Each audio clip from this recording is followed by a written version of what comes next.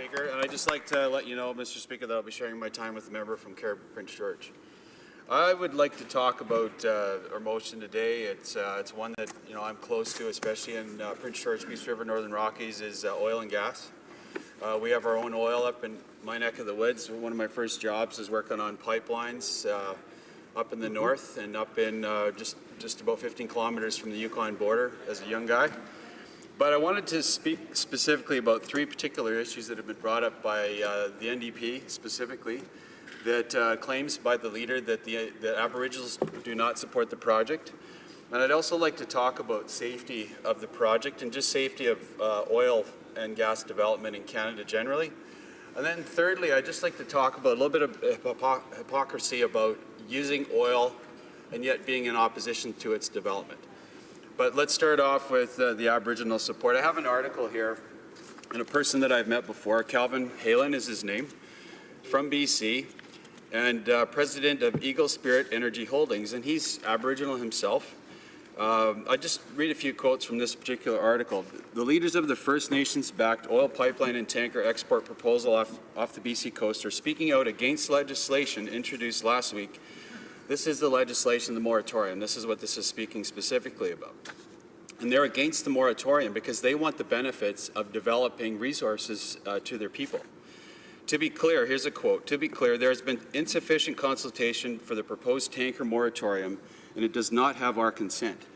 And more specifically, Eagle Spirit Energy, an initiative of elected and hereditary chiefs in BC with elected co-chairs from BC and Alberta, we do believe environmental protection and responsible economic development is possible. This ill-conceived legislation, referring again to the moratorium, puts the prosperity and the future of our people, particularly our youth, in jeopardy. And so there it is, Mr. Speaker, in terms of what the benefit is to Aboriginal peoples themselves. And we even saw with other pipeline projects that this government has said no to, had a vast majority of support of Aboriginal communities along that particular pipeline. So to say in a broad statement that all Aboriginal peoples are against oil pipelines is just ridiculous. And I have a lot of friends that I've grown up with in Fort St. John and Dawson Creek who work in the industry, and they absolutely full-on support oil and gas development in our province.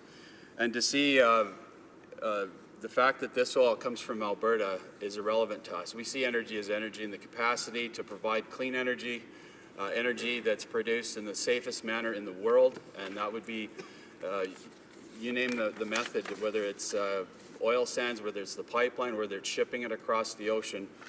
We have the safest regimes in the world on how to actually do that.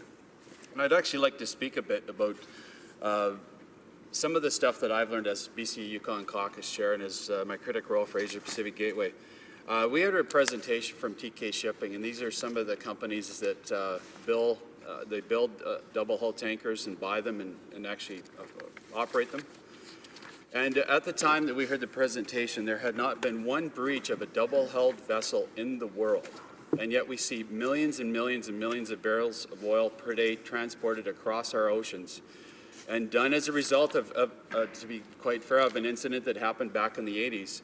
It caused the whole industry to change its entire perspective on safety, and it's been dramatically changed. We see the staggering amount of shipments that go on per day of 60 million barrels per day with pretty much without incident. 60 million barrels per day. That's an awful lot of oil going across the ocean without much of an incident. But I just wanted to speak to, as it relates to us in Canada, I'm going to speak about the East Coast here for a minute. And I'm going to quote another article, and this is about, it's actually a great article that I would highly recommend, Sinking the Myth of Dangerous West Coast Oil Tanker Traffic. And the author says it quite well that it's a myth, because it really is. And I'll just quote from him here. Let's start on our East Coast. Transport Canada data shows that more than 1.6 million barrels of petroleum is safely moved from 23 Atlantic Canada ports each day. Another 500,000 barrels per day moves up the St. Lawrence to Montreal and Quebec. Overall, Eastern Canadian ports berth some 4,000, Mr. Speaker. That's not 400 or 40. That's 4,000 inbound petroleum tankers each year without major incidents. And what we're talking about on the East Coast in this particular project, the Kinder Morgan project, we're talking about an increase in tanker traffic. Now listen to this, it's going to be dramatic. Vancouver traffic from 5 per week to 35. So 5 per week to 35. And meanwhile on the East Coast, as I just said, 4,000 inbound petroleum tankers operate each year without major incident. So I guess I just wanted to highlight this. We've seen presentations before where we look at other ports around the world. Again, literally thousands of tankers moving in this harmonious, it's something to watch when you watch it on a graphic, I guess, when you see how many tankers move a day and do so safely around the world. And we're talking literally of an increase from 5 to 35 per week.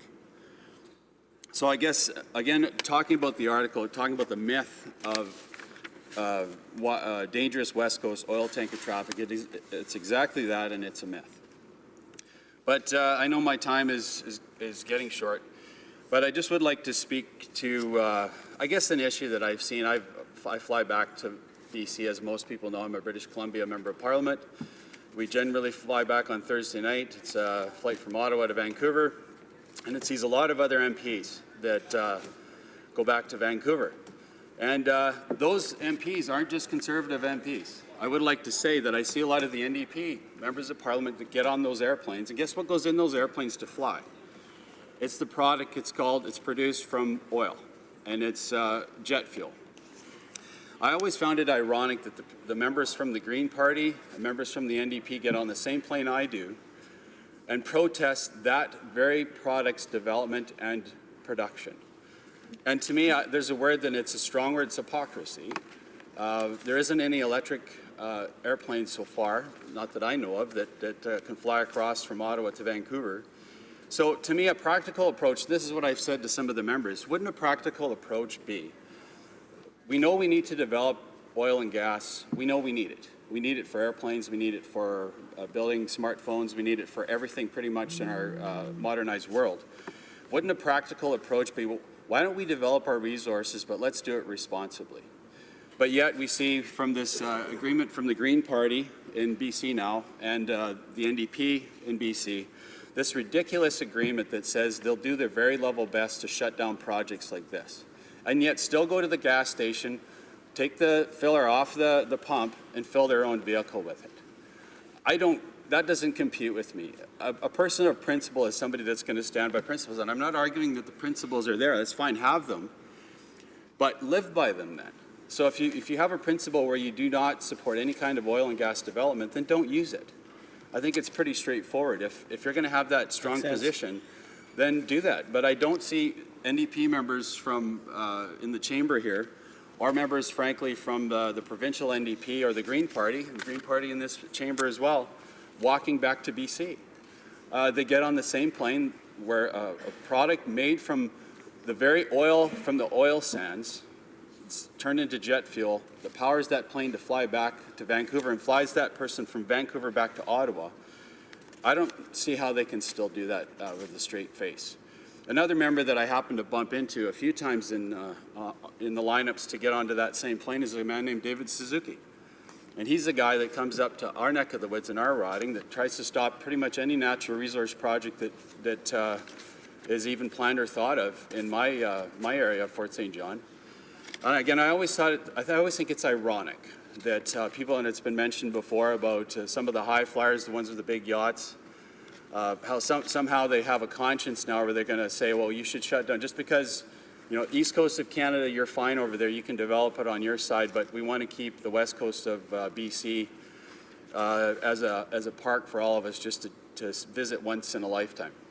So anyway, Mr. Speaker, I think I've spoken about it at detail, and I'll look forward to the questions, but I think we need to absolutely support our opposition motion and give credit to some of the speakers on the government side that they are defending the project, and I'll give them full credit for that. We just expect, we want more solid leadership in the province, so when threats like this are made by coalition governments, that the federal government will stand by a decision and make sure it happens. Thank you, Mr. Speaker.